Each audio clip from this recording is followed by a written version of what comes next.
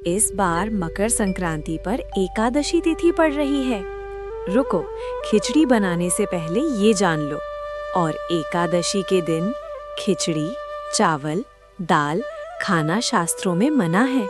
अगर आज अन्न खाया तो पर्व का पुण्य पुण्य नहीं रहेगा। तो क्या करें? फल खाएं, दूध लें, तिल का दान करें, विष्णु और सूर्यदेव का स्मरण करें। याद रखो, पर्व परंपरा से नहीं, तिथि के सम्मान से फल देता है। शास्त्रों के अनुसार एकादशी के दिन अन्न का सेवन वर्जित होता है। खासकर खिचड़ी, चावल और दाल बिल्कुल नहीं खानी चाहिए। तो इस मकर संक्रांति पर क्या करें? फलाहार करें, दूध, फल, सूखे मेवे लें, तिल का दान करें। इस बार मकर संक्रांति पर एकादशी तिथि पड़ रही है। मकर संक्रांति को लोग खुशी खुशी खिचड़ी बनाते हैं, चावल दाल खाते हैं, लेकिन इस बार ये सबसे बड़ी भूल हो सकती है। मकर संक्रांति की पावन कथा। बहुत समय पहले की बात है, जब पृथ्वी पर धर्म और अधर्म के बीच संतुलन डगमगाने लगा था। लोग पर्व तो मनाते थे, लेकिन उनके पीछे छिपे नियम, संयम और श्रद्धा को भूलने लगे थे। उसी समय सूर्यदेव ने तय किया कि वे स्वयं पृथ्वी पर उतरकर लोगों को धर्म, संयम और सही आहार का महत्व समझाएंगे। सूर्यदेव का मकर राशि में प्रवेश। जब सूर्यदेव धनु राशि से निकलकर मकर राशि में प्रवेश करते हैं, तभी मकर संक्रांति का पुण्य पर्व मनाया जाता है। यह दिन केवल पर्व नहीं, बल्कि आत्मशुद्धि और तप का समय होता है। सूर्यदेव ने अपने रथ से पृथ्वी को देखा और देखा कि लोग हर साल की तरह दान पुण्य तो कर रहे हैं, लेकिन तिथि की पवित्रता को नजरअंदाज कर रहे हैं। तभी प्रकट हुई एकादशी माता। उसी समय एकादशी माता प्रकट हुई और सूर्यदेव से बोली, हे सूर्यदेव, इस वर्ष जब आप मकर राशि में प्रवेश कर रहे हैं, उसी दिन एकादशी तिथि भी है। यह दिन भोग का नहीं, संयम और भक्ति का दिन है। लेकिन माता, लोग तो इस दिन खिचड़ी बनाते हैं, दही चावल खाते हैं, तिल के व्यंजन बनाते हैं। अगर वे ऐसा करेंगे तो क्या होगा? एकादशी माता ने गंभीर स्वर में उत्तर दिया, यदि एकादशी के दिन अन्न का सेवन किया गया, विशेषकर खिचड़ी जैसे भारी अन्न का, तो वह पुण्य नहीं, दोष का कारण बन सकता है। इसलिए इस मकर संक्रांति पर ये गलती ना करें। सूर्यदेव ने तभी घोषणा की, जिस वर्ष मकर संक्रांति पर एकादशी पड़े, उस दिन खिचड़ी, चावल, दाल या कोई भी अन्न नहीं खाना चाहिए। इस दिन फलाहार करें, दूध, फल, सूखे मेवे ले सकते हैं। तिल का दान करें, पर अन्न का भक्षण ना करें। भगवान विष्णु और सूर्यदेव का स्मरण करें। भक्त की परीक्षा। एक गांव में एक सच्चा भक्त रहता था। उसने सबके कहने पर भी खिचड़ी नहीं खाई। लोगों ने उसका मजाक उड़ाया, लेकिन उसी रात उसे स्वप्न में सूर्यदेव और भगवान विष्णु के दर्शन हुए। उन्होंने कहा, तुमने तिथि का मान रखा है, इसलिए तुम्हारे घर में कभी अन्न, धन और स्वास्थ्य की कमी नहीं होगी। और सचमुच उस भक्त का जीवन सुख समृद्धि से भर गया। कथा से शिक्षा।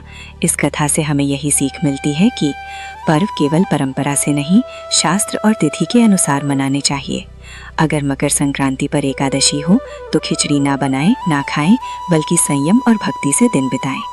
अगर आपको ये कथा अच्छी लगी हो तो वीडियो को लाइक करें, चैनल को सब्सक्राइब करें और इस संदेश को ज़रूर साझा करें, ताकि कोई भी अनजाने में धार्मिक भूल ना कर बैठे। जय सूर्यदेव, जय श्री हरि विष्णु। रहस्यमयी और भक्ति से परिपूर्ण कथा। भगवान सूर्यदेव और राजा नांगेदर की कथा। ये कथा केवल एक राजा और देवता की कहानी नहीं है, बल्कि ये हमें अहंकार, तपस्या, सत्य और ईश्वर भक्ति का गहरा संदेश देती है। राजा नांगेदर का परिचय। बहुत प्राचीन समय की बात है। एक समृद्ध राज्य में राजा नांगेदर नाम का एक शक्तिशाली और प्रतापी राजा राज करता था। राजा नांगेदर अत्यंत पराक्रमी था। उसकी सेना अजेय थी, प्रजा सुखी थी और राज्य धन धान्य से परिपूर्ण था। लेकिन इन सभी गुणों के साथ राजा के मन में अहंकार भी धीरे धीरे घर करने लगा। उसे लगने लगा कि मेरे जैसा शक्तिशाली कोई नहीं, मेरे बिना राज्य नहीं चल सकता। देवताओं की कृपा की मुझे क्या आवश्यकता। सूर्यदेव का अपमान।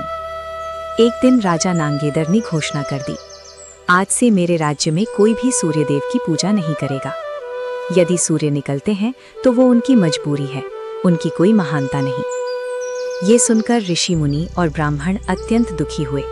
उन्होंने राजा को समझाने का प्रयास किया, राजन, सूर्यदेव संपूर्ण सृष्टि के आधार है, उनके बिना जीवन संभव नहीं। लेकिन अहंकार में डूबे राजा नांगेदर ने किसी की बात नहीं मानी।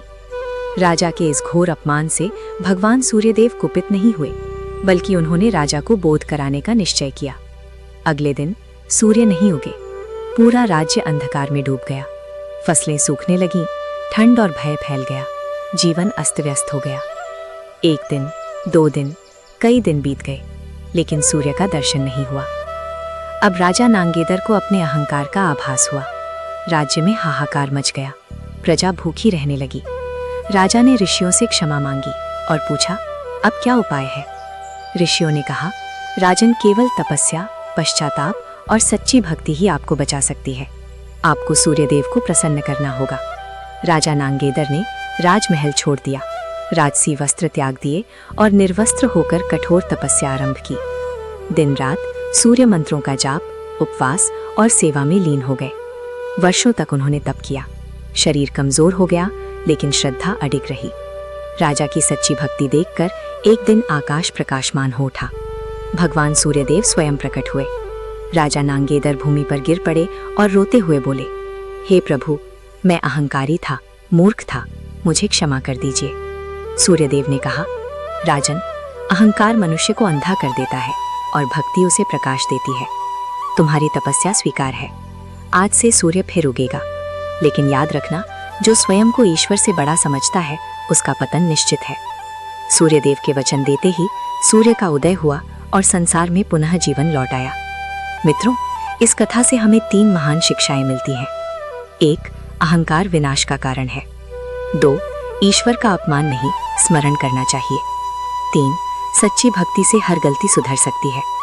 तो मित्रों, यही थी भगवान सूर्यदेव और राजा नांगेदर की प्रेरणादायक कथा।